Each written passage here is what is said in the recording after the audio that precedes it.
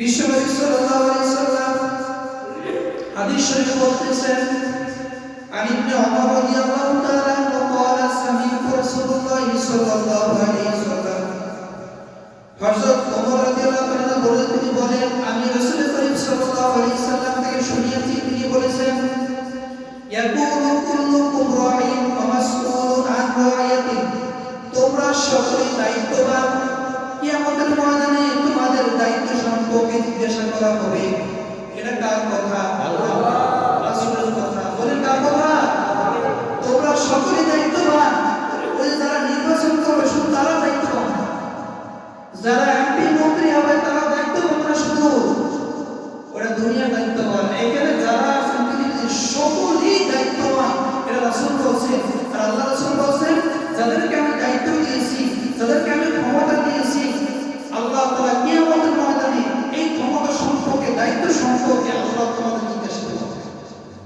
এবার বুঝেন সব কথা না এর কথা বুঝে যথেষ্ট আমাদের জন্য যে আল্লাহ পৃথিবীতে যাকে পাঠিয়েছে সকলকে দায়িত্ব দিয়ে পাঠিয়েছে আপনি ঘরের ভিতরে প্রধান আপনার দায়িত্ব আপনার পরিবার পরিজন ছেলে মেয়ে স্ত্রী যারা আছে এদেরকে সঠিক পথ চলা আপনি এদেরকে হালাল খাওয়াইবেন সঠিক কথা বলবেন নামাজও জন্য বলবেন আল্লাহ তাআলা যে দায়িত্ব দিয়ে পাঠিয়েছি এরা আপনার জিজ্ঞাসা করবেন এরপর রাসূল সাল্লাল্লাহু আলাইহি ওয়াসাল্লাম বলেন ওয়াল ইমামু রাঈন ওয়া মাসউলুন আন রা'iয়াতিহি এই দুনিয়ার ভিতরে যারা শাসক যারা নেতা এবং যারা সরকার রয়েছে এদেরকে আমি যে দায়িত্ব দিয়েছি এই দায়িত্ব সম্পর্কে কিয়ামতের ময়দানে আমি আল্লাহ জিজ্ঞাসা করব কি শরীয়তী করে হয়েছে শরীয়তকে অনুসরণ করে আমরা কোথায় যাব আজকে এরকম বলতে শোনা যায় যে অমুকে এই কাজ করলে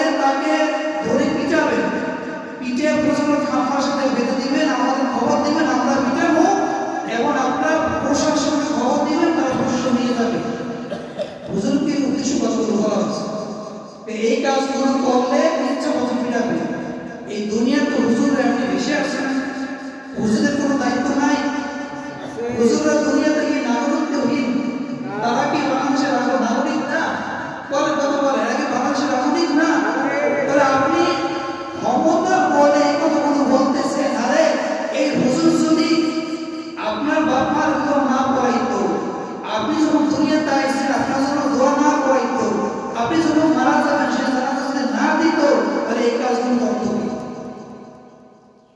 হুজুরের মান সম্মান তো আপনারা বোঝেন না এই বাংলাদেশের যিনি প্রধান সরকার সে যদি আজকে তার এলাকা আসলো এখন মাঝে রক্ত হয়ে গেল এখন কি সে নামাজ পড়বে সামনে দাঁড়াবে কি ওই আপনি যাকে রাখছেন ইমাম সে যদি একটা দরিদ্র ঘরেরও হয় সে সামনে এসে দাঁড়াবে কেন ওই সরকারের কোনো যোগ্যতা এখনো তিনি হাসিল করতে পারে নাই যে সামনে এসে তিনি নামাজে দাঁড়াবে তাহলে হুজুরদের সম্মান করতে শিখেন আপনি নিজে ক্ষমতা পেয়ে এত লাভ দিতেছেন ক্ষমতা পেয়ে এত লাভ দিতেছেন এখনই আর বাকি সময় করে আছে আল্লাহ রাসূলের জন্য বলছেন যারা শাসক যাদেরকে আল্লাহ রাব্বুল আলামিন দায়িত্ব দিয়েছে কিয়ামতের ময়দানে এই দায়িত্ব সম্পর্কে আমি আল্লাহ জিজ্ঞাসা করব এমন নিজে নেতা হওয়ার জন্য নেতার অনুসরণ করার জন্য পাগল পারা হয়ে গেছে বুঝে শুধু অনুসরণ করি আল্লাহ আপনারও ধর্ম আমারও ধর্ম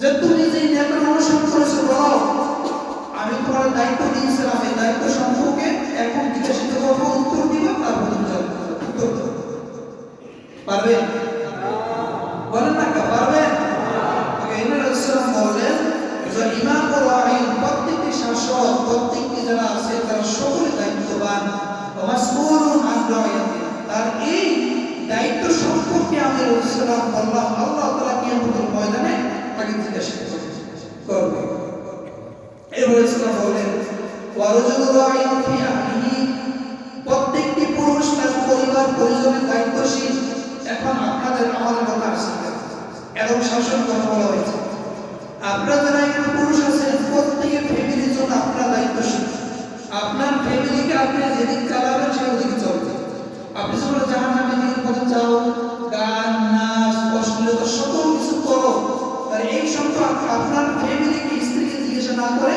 আল্লাহ আগে আপনাকে ধরবে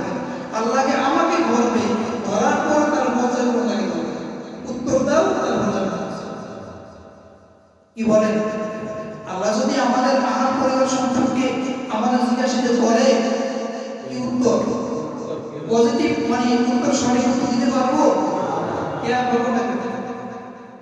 কেউ পারবে না। কেউ পারবো না, সবাই এখানে ধরা গেছে। এখানে আল্লাহ রাসূল বললেন মাসউলুন আন রাইয়াতি, তোমাদের এই দায়িত্ব সম্পর্কে আল্লাহ রাব্বুল আলামিন কিয়ামতের ময়দানে জিজ্ঞাসা করবেন। ভাই একটু বুঝেন, এখনো আমাদের সময় আছে, এখনো আমরা সঠিক কথা বুঝি, শুনি, আমল করে আসি।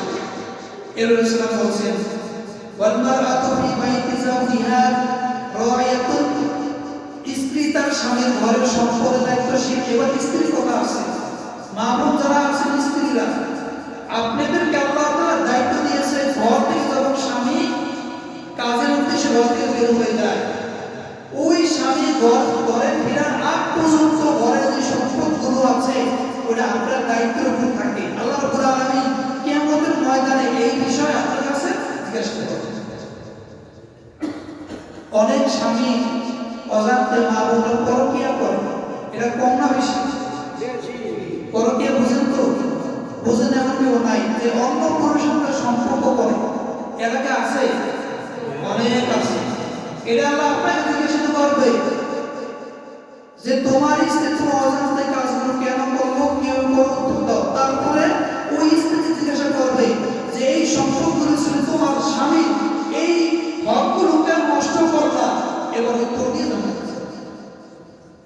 এখানে আল্লাহ রাসূল স্পষ্ট বলছে ওয়াল মারআতু ফি বাইতি যাওজিহা রাইয়াতুন, তোমার স্ত্রী ঘরের যে সম্পদগুলো আছে দায়িত্ববান, তোমার ছেলে, তোমার স্ত্রী, তোমার টাকা পয়সা, সম্পদ, সকল কিছু ওই স্ত্রীর দায়িত্ববান।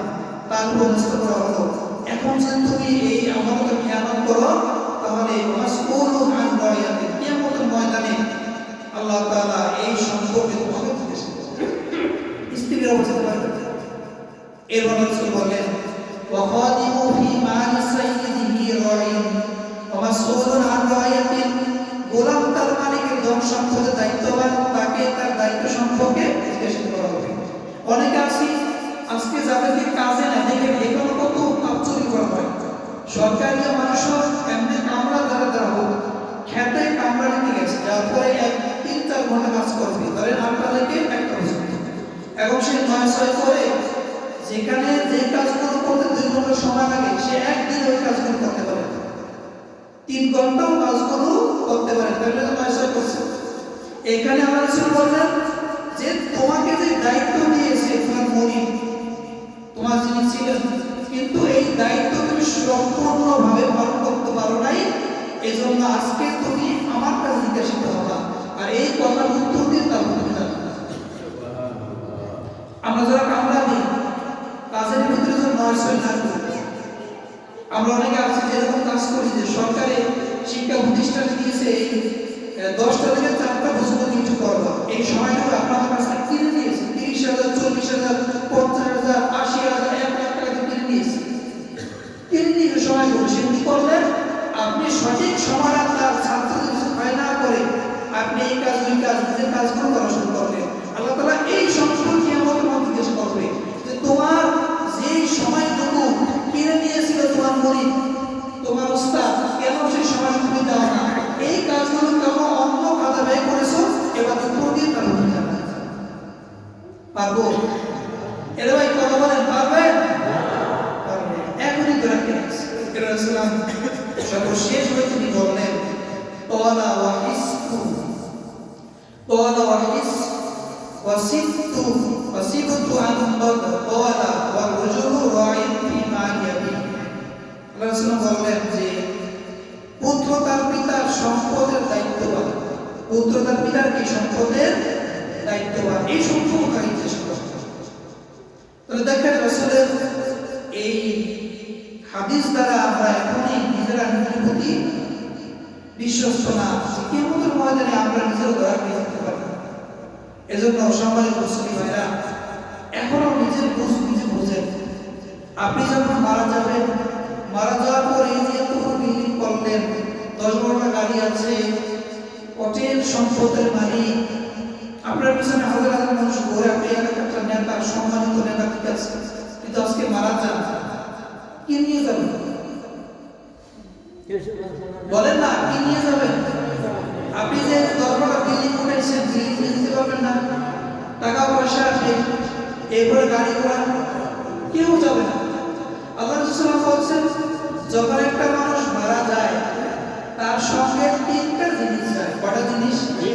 তার সঙ্গে তিনটা জিনিস যায়, দুইটা ফিরে আসে, একটা জিনিস তার সাথে কবরের ভিতরে যায়। সুবহানাল্লাহ। এই তিনটার মধ্যে এক নাম্বার পরিবার পরিজন যারা আছে, জানাজার নামাজ দিয়ে তার খাটিয়া কাঁধে ধরে ওই কবর পর্যন্ত যায় কিনা? কত কম যায় কিনা? যখন মাটিতে তাকে রাখানো হয় দুইজন লোক নামে না কবর ভিতরে নামে। আর যখন নামে তখন ওই মাইত মনে করে আর এতগুলো মানুষ আমার সাথে যাবে। যখন সবাই ঘুরে দাঁড়া থাকে ভিতরে নামে দুইজনে, তখন মন করে হয় এতগুলো মানুষ আমার সাথে যাবে না, মাত্র দুইজন চলে যাক ভালো। যখন তিনি ফাল দিয়ে উঠে যায়, হায় হায় আজকে তো আমি কবর ফিরে রাখলাম। তাহলে এই পরিবার পরিজন ছেলে পুত্র থাকলে তারা ফিরে আসে। আর রাসূল বলছেন যে ওই কবরটা যাদের খনন করা হয় ওই যে খোদার কাছ ইত্যাদি, এই দুটো জিনিস ফিরে আসে। তাহলে একটা জিনিস তার সাথে যায়, সেই জিনিসটার নাম কি? আমল। বলেন জিনিসটার নাম কি? আমল। সর্বশেষ দেখো আপনি যা কিছু করি ভাই আমল ঠিক করে, নিজের এম নিজের লক্ষ্য উদ্দেশ্যের আগে ঠিক করে, আমল নামে ঠিক করে। এই পরিপূর্ণতা আমল নিয়ে আল্লাহ রাসূল বলেন আখলিস দীনাকা ইয়াকফিকাল আমাল কলিল। অল্প আমল করো, তোমার ঈমানকে খাঁটি করো। আর ওই অল্প আমল দ্বারাই, শিরিক বিদআত মুক্ত আমল দ্বারাই তুমি নাজাতের ব্যবস্থা অর্জন করবে।